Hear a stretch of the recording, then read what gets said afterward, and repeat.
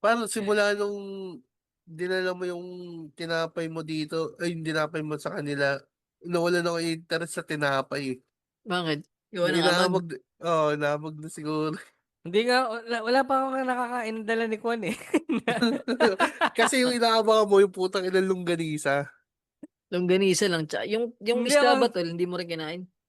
hindi. Sarap nun, Hindi baliw nga ka. ako,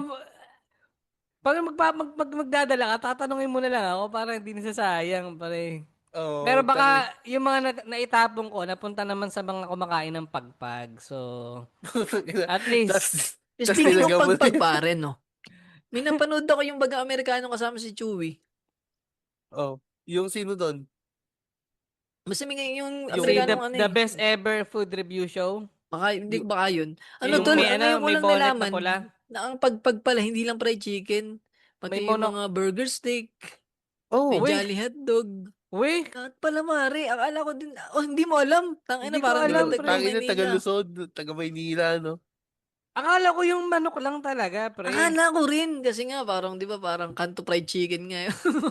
Mm. Ano pa kayo? Parang tangin Tapos ano na, tol, hindi talaga, hindi daw. Parang ano, nakita ko nung nililinisan, may burger steak, may pirasong Puta. hotdog na Jolly hotdog. Sige, hagi.